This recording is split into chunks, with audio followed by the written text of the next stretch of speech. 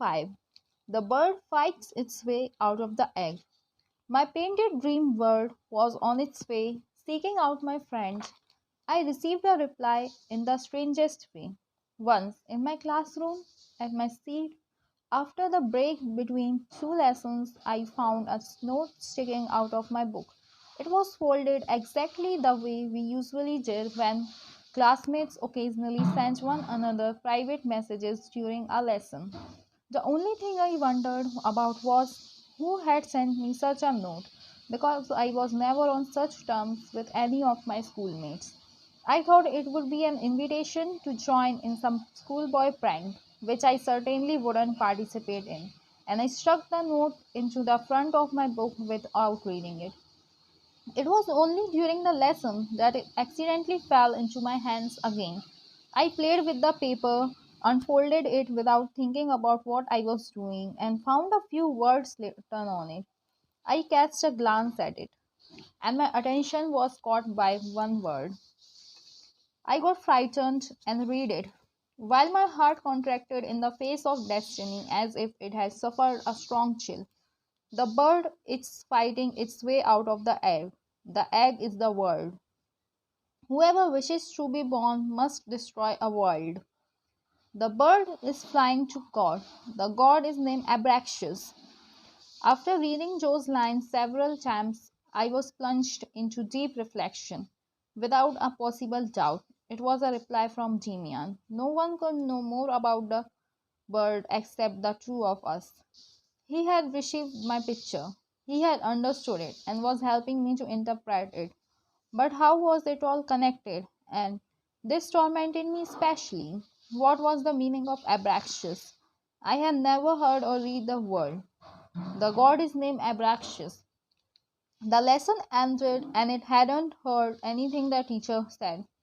The next one began, the last for the morning. It was given by a young auxiliary teacher fresh from the university. We liked him already because he was so young and didn't put on false airs of dignity with us. Under Dr. Paulin's direction, we were reading Herodotus. This reading was one of the few academic subjects that interested me, but this time I wasn't paying attention. I had opened my book mechanically, but I wasn't following along as the students translated. I was lost in my own thoughts. Besides, I had already found out several times how right Demian had been about what he had once told me in our religious class. If you wanted something hard enough, you succeeded. When I was greatly occupied with my own thoughts during a class, I could be sure the teacher would let me alone. Yes, whenever you were distracted or sleepy, there he was all of a sudden. That too had already happened to me. But when you were really thinking, really concentrating, you were protected. And I had already tried out that business with hard steering too, and had found that it worked. Back in Jimian's time, I hadn't succeeded, but now I often observed that could accomplish quite a lot by looking and thinking. So now too, I sat there, far away from Herodotus and school. But then unexpectedly, the teacher's voice burst into my consciousness like a lightning flash, so that I woke up in a panic. I heard his voice.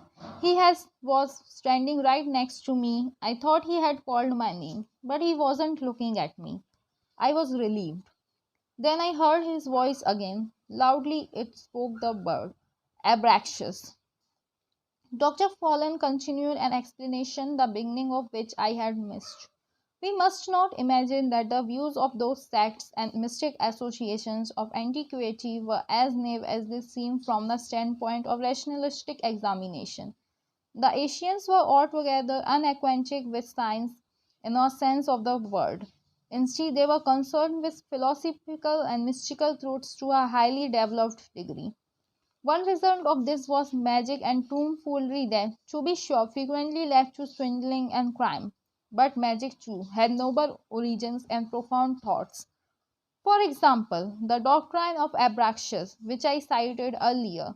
Scholars speak that name in connection with Greek magical formulas, and many consider it to be the name of some devil associated with magic, such as primitive peoples still worship today. But it seems that Abraxas has a much greater significance.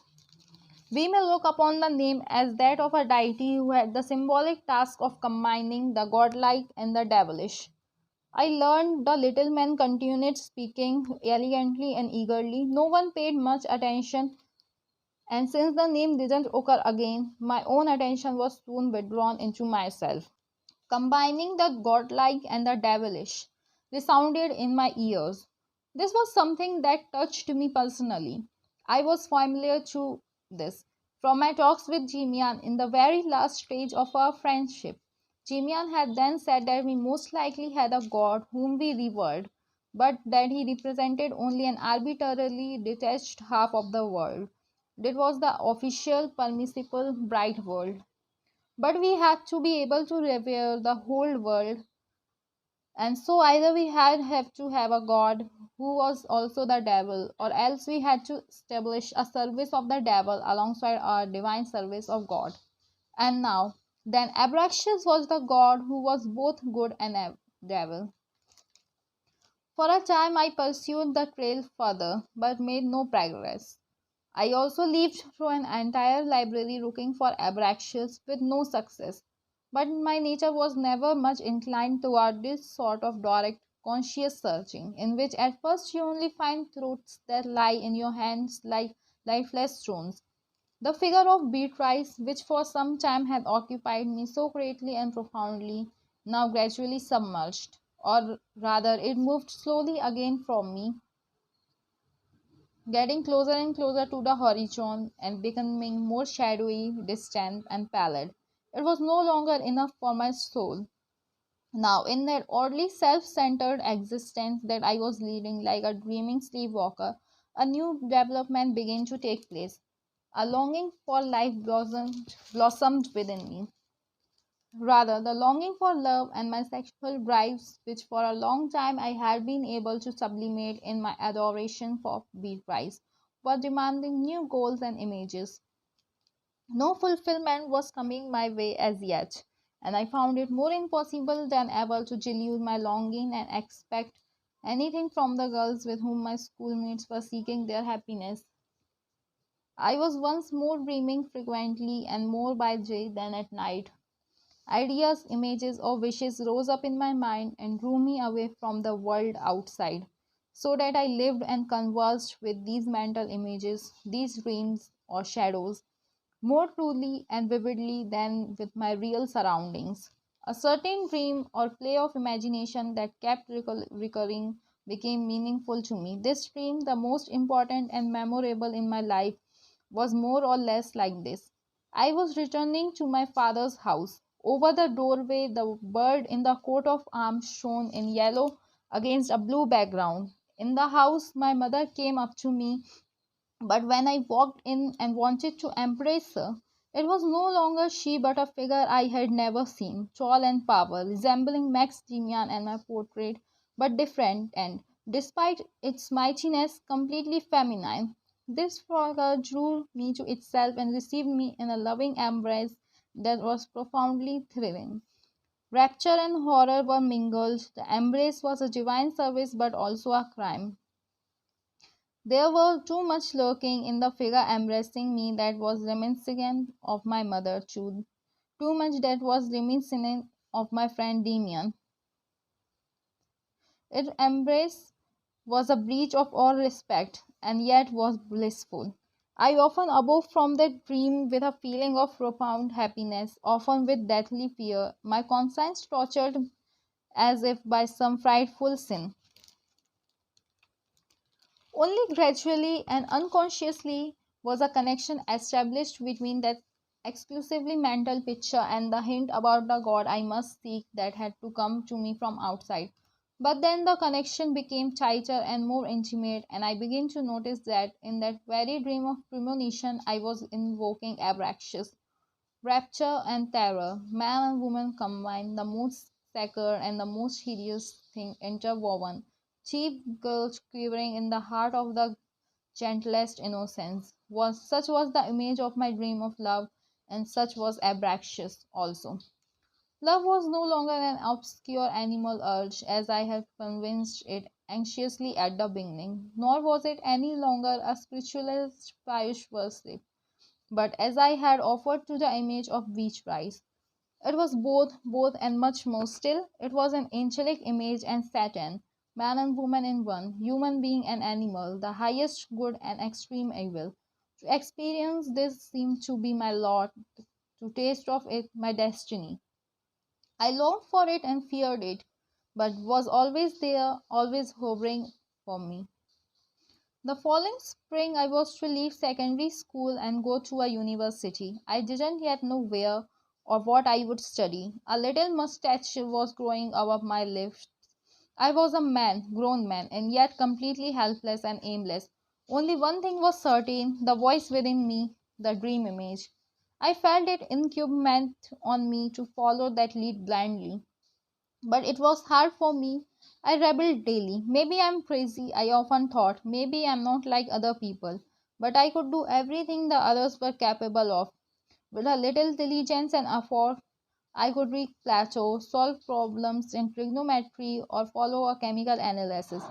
There was only one thing I couldn't do: tear out the obscurely hidden aim within me and visualize it somewhere before my eyes as others did. Those who knew precisely that they wanted to become a professor, judge, doctor, or artist, who knew how long that would take them and what benefits it would bring them. I couldn't do that. Maybe I would become something of the sort of in future, but how was I to know? Perhaps I might even have to seek and seek for years and never become anything or reach any goal. Perhaps I might reach some goal, but it would be evil, perilous, and frightening. All I really wanted was to try and live the life that was spontaneously welling up within me. Why was that so very difficult? I often made the attempt to paint the powerful, amorous figure of my dream, but I never succeeded. If I had succeeded, I would have sent the picture to Jimian. Where was he? I didn't know. I only knew that he was linked to me. When would I see him again? The welcome repose I had enjoyed during the weeks and months of the week rise period was long past. At the time, I had thought that I had reached an island and found peace, but that's how it always went. As soon as one condition had become dear to me, as soon as a dream had comforted me, it was already withering and tarnished.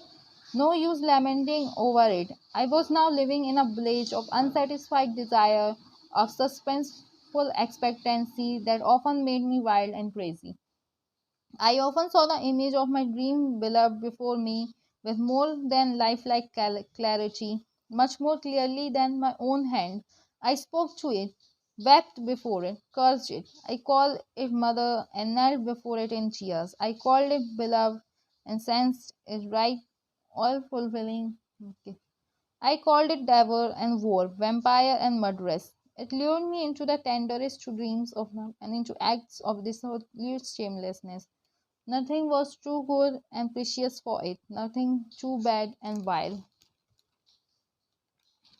I spent that whole winter in a mental storm that's hard for me to describe. I had been long accustomed to solitude. It didn't oppress me. I lived with Demian, with the sparrowhawk, with the image of the tall grim figure that was my destiny and my beloved. That was enough to live in, because it all looked toward great, distant things, and it all pointed toward Abraxas. But none of these dreams, none of these thoughts obeyed me. I couldn't summon any of them. I couldn't lend color to any of them at will. They came and took me over. I was governed by them. They lived my life. To be sure, was outwardly secured. I had no fear of people. My schoolmates have found out that too and showed me a secret respect that often made me smile. Whenever I wished, I could see through most of them very well and occasionally amaze them that way. But I seldom or never felt like it. I was always occupied with myself, always with myself, and I desired ardently to experience a bit of life finally, to give something to of myself to the world, to create a relationship with it and do battle with it. Sometime when I roamed through the streets in the evening and in my restlessness was unable to return to my room until midnight, I would imagine that I just must meet my beloved now. She would pass by at the next corner, call to me from the nearest windows. Sometimes, too, all this seemed unbearably painful to me, and I was mentally prepared to take my life at some point. At that time, I found a peculiar refugee by accident, as people say. But there are no such accidents. When someone who badly needs something finds it, it isn't an accident that brings it his way, but he himself, his own desire and necessity led him to it. Two or three times on my walks through town, I had heard organ music coming from a smallish suburban church, but I had never stopped to listen. When I passed by the next time, I heard it again and recognized the music as being by Bash. I went to the door, which I found locked, and since there was practically no one in the street, I sat down next to the church on a curbstone, pulled out my collar coat up around my neck, and listened. It wasn't a big organ, but a good one, and it was being played marvelously with a unique, highly personal expressiveness filled with willpower and perseverance that sounded like a prayer. I felt that the man playing there knew that a treasure was locked away in that music and was swaying, insisting, and striving for that treasure as if for his life. In the technical sense, I don't understand about music very much.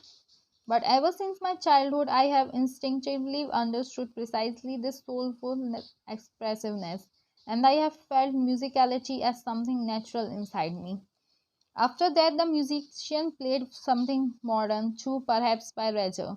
The church was almost completely dark, with a very thin ray of light coming in from the nearest window. I waited until the music was over, then crawled up and down until I saw the organist coming out. He was still young, though older than me, with a blurry, squat figure, and he walked away rapidly with strong and seemingly reluctant steps. From that time on, at the evening hour, I frequently sat or paced back and forth in front of the church. Once I found the door open and sat in the pew for half an hour, feeling cold but happy, while the organist was playing above by the meager gaslight. In the music he played, I didn't hear merely him himself. In addition to that, everything he played seemed to me to be interrelated with some secret connection. Everything he played was religious, devout, and pious, but not with the piety of churchgoers and pastors, rather with the piety of medieval pilgrims and beggars. It was pious with an unconditional surrender to the universal emotion that rose above any particular faith. He diligently played composers earlier than Bach and old Italian masters, and they all stated the same thing. They all stated what the musician had in his soul as well: longing, the most intimate grasping of the world, and the most reckless separation from it again, an ardent listening to one's own obscure soul, a frenzy of devotion, and a profound curiosity for the miraculous.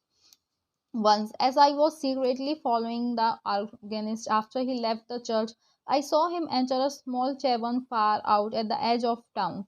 I couldn't resist and followed him in. Here, for the first time, I had a clear look at him. He was sitting at a table in one corner of the small room, his black felt hat on his head, a glass of wine in front of him, and his face was just as I had expected. It was ugly and rather wild, the face of a seeger, stubborn, mulish, and a strong-willed, but at the same time soft and childlike around the mouth. All his masculinity and strength were in the eyes and forehead, while the lower part of his face was tender and immature, uncontrolled and somewhat weak. His chin, full of indecisiveness, was like a boy's in contrast to his forehead and eyes. I liked his dark brown eyes, filled with pride and hostility. I sat down opposite him in silence. There was no one else in the tavern. He glared at me as if he wanted to chase me away, but I kept my ground and looked at him steadily until he rudely grumbled. Why are you staring so damn hard? Do you want something from me? I don't want anything from you, I said, but I have already received a lot from you. He furrowed his brow. So you are a music fan? I find it disgusting to be a music fan. I didn't let myself scared away. I have already listened to you often in the church down there, I said. Anyhow, I don't want to bother you. I thought I might find something in you, something special. I don't know rightly what. But it's better if you don't listen to me. After all, I can listen to you in the church, but I always lock the door. Recently, you forgot to, and I sat inside. Usually, I stand outside or sit on the curbstone. Is that right? Next time, you can come in. It's warmer.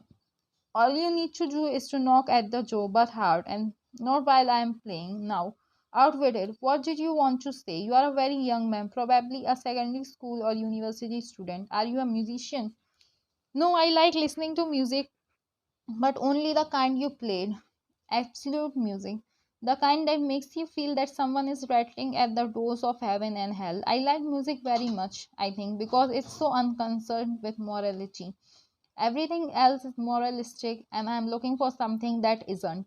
I have always derived nothing but suffering from morality. I can't explain it properly. Do you know that here must be a God who is both God and devil? They say there once was one. I have heard about it. The musician pushed his broad head back a little and shook the dark hair away from his large forehead. While doing so, he gave me a penetrating look and bent his face toward me over the table. In a quiet, tense voice, he asked, "What's the name of the god you are talking about?" Unfortunately, I know almost nothing about him, actually, only his name, which is Abraxas. The musician looked around as if suspiciously, as if someone could be spying on us. Then he moved close to me and whispered, "I thought as much. Who are you?" "I'm a secondary school student." "How did you find about Abraxas?" "By accident." He banged on the table, making his wineless glass run over. "Accident? Don't talk crap, young man. No one hears about Abraxas by accident. Make a note of that. I'll tell you even more about him. I know a little about him." He fell silent and pushed his chair back. When I looked at him with vivid expectations, he grimaced. "Not here. Another time. Take this." As he said this, he reached out into the pocket of his coat, which he hadn't taken off, pulled out a few roasted chestnuts, which he tossed in front of me. I said nothing, took them, ate them, and was very contented. "So then," he whispered after a pause, "where did you hear about him?" I didn't hesitate to tell him. "I was all alone and at a loss," I recounted. Then I recalled a friend of earlier days who I believe knows a great deal. I had painted a picture, a bird emerging from a globe. I sent it to him. After a while, when I didn't really expect it anymore, I found a piece of paper in my hand on which was written, "The bird is fighting its way out of the egg. The egg is the world. Whoever wishes to be born must destroy a world. The bird is flying to God. The God is named Abraxas." He made no response. We peeled our chestnuts and ate them with the wine. "Shall we have another glass?" he asked. "No, thank. I don't like to drink." He laughed, somewhat disappointed. "As you like. It's different with me. I'm going to stay here longer. You can go now." The next time I went with him after his organ session, he wasn't very communicative. He led me to a narrow old street and up through an imposing old house into a large, rather gloomy and squalid room, in which only the piano gave any hint of music, whereas a tall bookcase and desk gave the room the air of a scholar's study. "You have got a lot of books," I said admiringly. "Part of it is from my father's library. I lived with him." "Yes, young man, I live with my father and mother, but I can't introduce you to them. The company I keep isn't well thought of this in this house. You see, I'm a prodigal son. My father is a fabulously respected man, an eminent parson and preacher in this town, and I, to inform you right away, am his talented and promising son, who, however, has gone wrong and a little crazy. I was a divinity student, but shortly before the government examination, I abandoned that honorable faculty. Though I am actually still in the same department as far as my private studies are concerned, I am still interested and fascinated by the sort of gods that people have invented for themselves in the course of history. Besides that, I am now a musician, and it seems that I will soon get a small post as an organist. Then I will be associated with the church again. I looked at the spines of the book and discovered titles in Greek, Latin, and Hebrew. as far as I could tell by the feeble light of the small chapel lamp. Meanwhile, my new acquaintance had lain down on the floor near the wall in the dark and was doing something there. Come, he called after a while, let's practice a little philosophy now. That is, let's shut up, lie on our stomachs, and think. He lit a match and set fire to papers and log in the fireplace in front of which he was lying. The flame shot up high. He poked and fed the fire with extreme care. I lay down beside him on the worn out carpet. He stared into the fire, which attracted me too, and we lay on our stomachs in silence for about an hour in front of the flickering wood fire, watching it flame and roar, collapse and curl, flicker away in spurts, and finally brood on the fireplace floor as a quiet sunken glow. Fire worship wasn't the dumbest thing ever invented, he murmured to himself at one point. Aside from that, neither of us said a word. With rigid eyes, I stared at the fire as I sank into dreams and silence, seeking forms in the smoke and images in the ashes. At one point, I became alarmed. My companion threw a small piece of resin into the fire. A small, narrow flame shot up, in which I saw the bird with the yellow sparrowhawk's head. In the dying glow of the fireplace, gold gleaming threads were combining into nets. Letters of the alphabet and images were appearing. Reminiscences of faces, animals, plants, worms, and snakes. When I awoke and looked at the other man, he was resting his chin on his two fists and staring devotedly and fanatically at the ashes. I must go now, I said quietly. All right, go. Till next time. He didn't get up, and since the lamp was out, I had to grope my way painfully through the dark room and the dark corridors and stairs out of the old enchanted house. In the streets, I halted and looked up at the old house. There was no light in any window. A small brass sign gleamed in the light of from the gas lamp in front of the door. Pistorius had pasture. I read on it. It was only when back home, sitting alone after supper in my small room, that I realized that I had learned nothing either about Abraxas or Pistorius, that we had barely exchanged 10 words altogether. But I was very contented with my visit to him, and he had promised that next time he would play a truly exquisite piece of old organic music, a Passacaglia by Buxtehude. Without my knowing it, the organist Pistorius had given me an introductory lesson when I lay beside him before the fireplace on the floor of his dreamy hermit room. Looking into the fire had done me good, and it strengthened and confirmed inclinations that I had always possessed, but had never really cultivated. Gradually, I came to recognize them to some extent. Even as a small child, I had occasionally had a leaning toward looking at bizarre natural forms, not as an observer, but surrendering myself to their unique magic, their confused but profound language. Long, woody tree roots, veins of colors in stone, patches of oil floating on water, cracks in glass, all such things had occasionally cast a strong spell over me, especially water and fire, as well as smoke, clouds, dust, and most particularly the moving dots of color I saw when I shut down my eyes. In the days after my visit to Pistorius, this began to occur to me again, because I noticed that a certain strengthening and joy, a heightening of my perception of self, which I had perceived ever since then, was due solely to my long staring into the open fire. It was oddly pleasurable and enriching to do that. To the few things I had learned so far on the way to my true aim in life, this new thing was now added. The contemplation of such shapes, the surrender to irrational, confused, rare natural forms, engenders in us a feeling that our own mind is in harmony with the will that give rise to these forms. We soon feel the temptation to look on them as our own caprices, as our own creations. We see the borderline between us and nature tremble and dissolve, and we become acquainted with the mood in which we don't know whether the images on our retina are coming from external impressions or from within us. In no other way than through this practice to be discovered so simply and easily how very creative we are, how much our soul always participates in the perpetual creation of the world.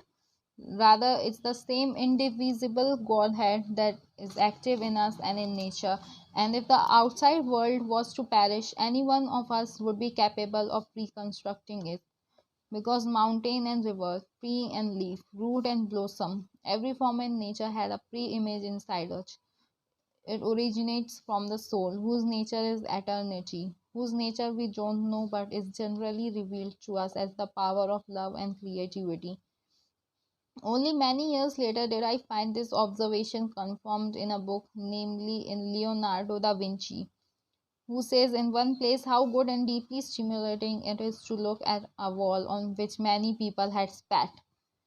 Seeing those stains on the damp wall, he had said the same feeling Pistorius and I had in the front of the fire. At our next meeting, the organist gave me an explanation. We always limit our personality much too narrowly. We always count as pertaining to our person only what we recognize as individual differences that set us apart.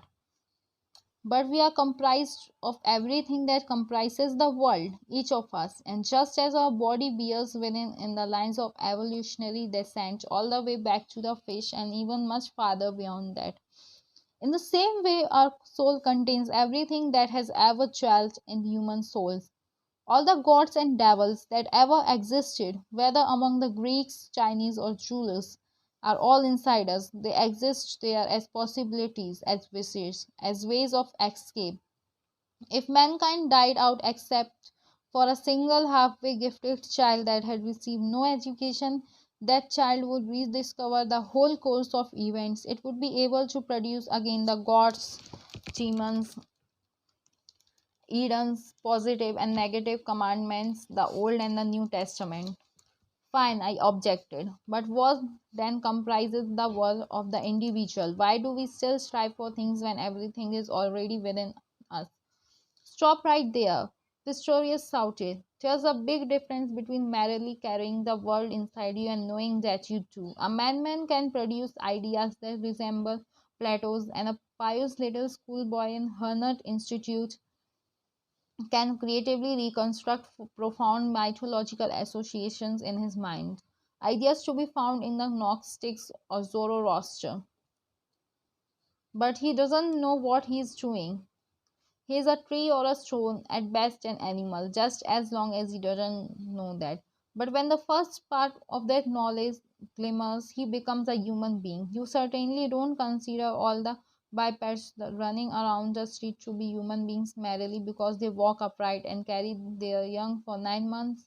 After all, you see how many of them are fish or sheep, worms or leeches, how many are ants, how many are bees. Now, each one of them has the potentiality of becoming a human being, but only when he senses the potential, when he even learns to be conscious of it to some degree, does that potential belong to him.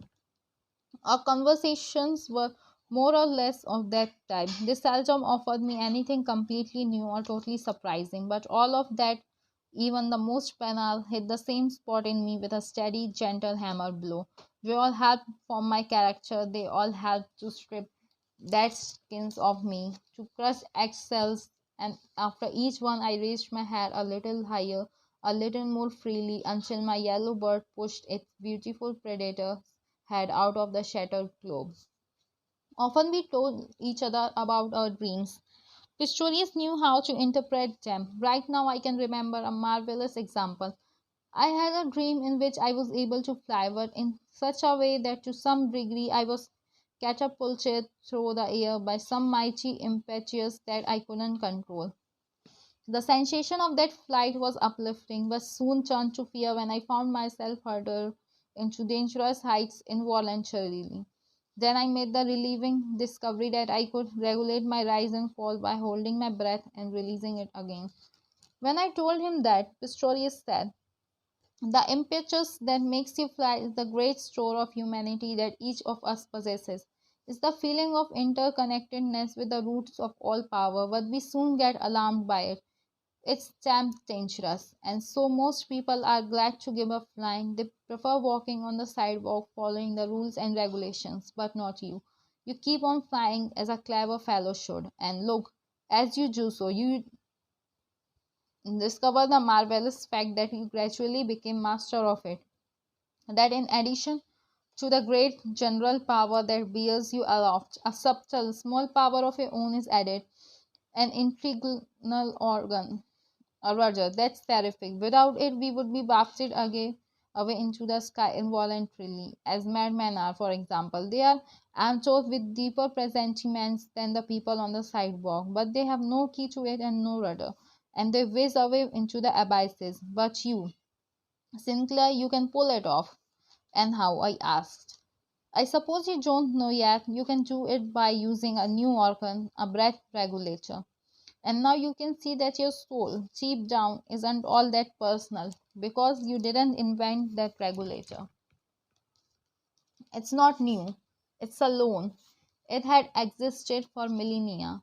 It's the organ of equilibrium that fish have, the air bladder, and in fact, there are still a few rare conservative species of fish extant today in which the air bladder is also a kind of lung and under certain conditions can actually be used for breathing.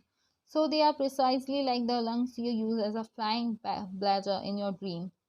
He even brought me a book on zoology and showed me the names and pictures of those primitive fish. And with a peculiar thrill, I felt that a function from early evolutionary stages was alive in me.